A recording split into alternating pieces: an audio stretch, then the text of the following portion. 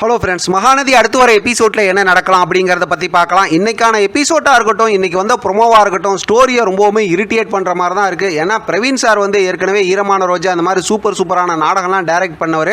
லாஸ்ட்டாக ஃபேன்ஸ் மீட்டிங்கில் கூட நம்ம பார்த்தோம், ஸ்டோரி ரொம்ப இன்ட்ரெஸ்டிங்காக தான் கொண்டு போவேன் அப்படிங்கிற மாதிரிலாம் பேசியிருந்தார். அதை வச்சு பார்க்கும்போது ரொம்பவுமே சுவாரஸ்யமாக இருக்கும் அப்படிங்கிற மாதிரி தான் நம்ம எதிர்பார்த்தோம். திடீர்னு பார்த்தா வெண்ணிலாங்கிற ஒரு கேரக்டரை கொண்டு வந்து ரொம்பவுமே இரிட்டேட் பண்ணிக்கிட்டு இருக்க மாதிரி இருக்குது. இன்றைக்கான எபிசோட்லேயும் பார்த்தோம்னா பெருசாக ஸ்டோரி எதுவும் மூவ் பண்ணல. ஆனால் ஷூட்டிங் ஸ்பாட் ஏரியாவில் நிறைய சூப்பரான ஃபோட்டோலாம் ஷேர் பண்ணி நமக்கு கொஞ்சம் நிம்மதியை கொடுத்துருக்காங்க அப்படின்னே சொல்லலாம். அதை பற்றி நம்ம லாஸ்ட்டாக பேசுவோம்.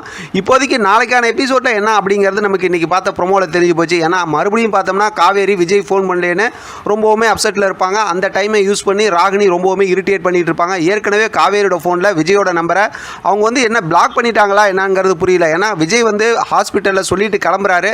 பார்த்தா வெண்ணிலாவுக்கு ஃபிக்ஸ் வந்துடுது. உடனே விஜய் பக்கத்தில் போய் இருக்கிறாரு. சரி காவேரிக்கு ஃபோன் பண்ணலான்னு ஃபோன் பண்ணும்போது பார்த்தா ஃபோனுக்கு நாட் ரீச்சபிள் அப்படிங்கிற மாதிரி வருது. இப்போ தான் காவேரி ஏதோ ஒரு தப்பான முடிவு எடுக்க போகிறாங்க அப்படிங்கிறத நம்மளால் யோசிக்க முடியுது. அது மட்டும் இல்லாமல் நிவின்கிட்ட போய் குமரன் பேசினதுக்கப்புறம் நிவினும் யோசிச்சுட்டு இருக்காரு. இப்போ நிவினும் குமரனும் சேர்ந்து தான் வந்து விஜய்கிட்ட ஏதோ பேசுவாங்கன்னு நினைக்கிறேன் ஹாஸ்பிட்டலில்.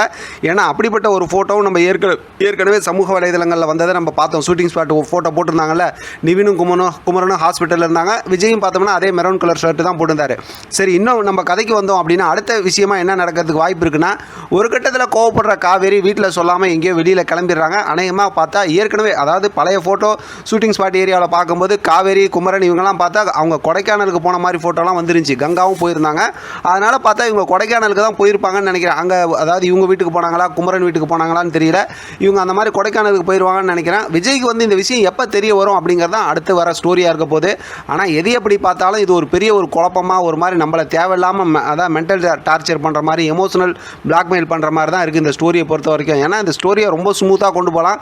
பார்க்கலாம் நாளைக்கான ஸ்டோரி எப்படி இருக்குது. இன்றைக்கி ப்ரோமோ ஏதாவது கொஞ்சம் இன்ட்ரெஸ்டிங்காக அடுத்து காவேரி என்ன பண்ணுறாங்கிற மாதிரி இருந்துச்சுன்னா கொஞ்சம் கரெக்டான கெஸ்ஸிங் ப்ரோமோ பேசியிருக்கலாம். பார்க்கலாம் என்ன நடக்குதுன்னு. இது சம்மந்தமாக பார்த்தோம்னா இப்போதைக்கு ஷூட்டிங் ஸ்பாட் ஏரியாவில் வந்த அதாவது ஃபோட்டோ வச்சு பார்க்கும்போது நமக்கு ஸ்டோரியில் வந்து பெரிய எமோஷனலாம் எதுவும் பண்ண மாட்டாங்கிற மாதிரி தான் தோணுது. பார்க்கலாம் என்ன நடக்குதுன்னு. இதை பற்றின உங்களோட கருத்து கமெண்ட் பாக்ஸில் தெரியப்படுத்துங்க. தொடர்ந்து ஆதரவு கொடுங்க. தேங்க்யூ ஃபார் வாட்சிங்.